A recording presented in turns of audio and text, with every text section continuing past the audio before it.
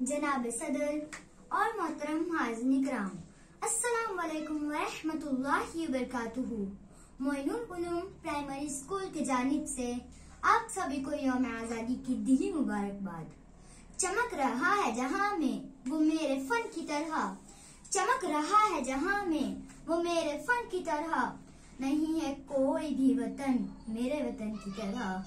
ये हिंदुस्तान हमारे ख्वाबों की ताबीर, ये हिंदुस्तान लाखों माँ बहनों के दुआओं की तासीर, ये हिंदुस्तान शहीदों के खून की तस्वीर, ये हिंदुस्तान हम सब की तकदीर आलिजा। हिंदुस्तान की आजादी के ख्वाब में फिरदौस की रानाइयाँ, लाले गुल की लबकुशाइयाँ, फिक्र व ख्याल की फलक नुमाइयाँ और शम्सो खमर की रानाइयाँ हैं।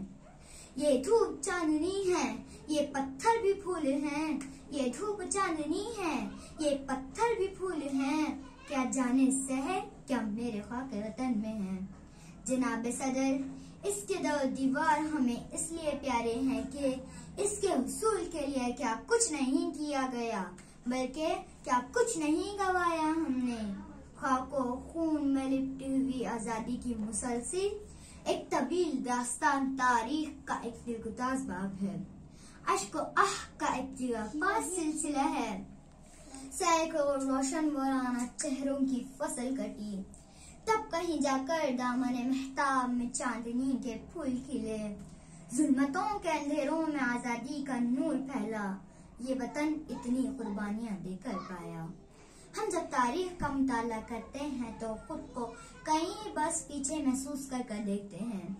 अज़्म यकीन की तस्वीर, शहीदों के लहू से लिखी गई तहरीर, हमारे रहनुमाओं की अनथक मेहनत की तासीर, किसी शायर के ख्वाब की ताबीर, हमारा हिंदुस्तान लहू लहान जब जुल्म जबर के शिकंजों को तोड़कर दुनिया के नक्शे पर रोशनी बनकर उभरा, वो मेरा वतन था, वो मेरा वतन था।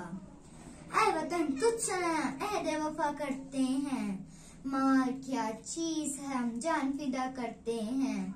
सुर्ख हो जाती है जब सहन वो चमन की मिट्टी, इसी मकाम पे तो फूल खिला करते हैं।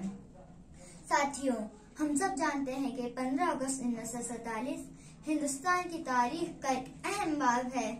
इसी तारीख को हमें आजादी मिली और हम अंग्रेजों के जुल्म सितम से आजाद हुए। एक लंबी और कड़ी जद्दोजहद के बाद हमें आजादी और इस तिरंगे झंडे को लहराने का हक मिला, जिसके लिए मुल्क के जियालों को मुसीबतों और अजियतों का सामना करना पड़ा। तब कहीं जाकर हमें आजादी जैसी नेमत हासिल हुई। क्या हम इस नेमत की उस तरह से कदरदानी कर रहे हैं जिस तरह से हमें करनी चाहिए? अफसोस सर अफसोस, इस आजादी के लिए हमारे असलाफ की कुर्बानियों को हम फरामोश करते जा रहे हैं।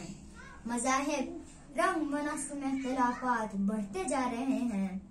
हम तो ये भूल ही गए हैं कि हिंद देश के निवासी सभी जन एक हैं, रंग रूप वेश भाषा चाहे अनेक हैं, रंग रूप वेश भाषा चाहे अनेक हैं।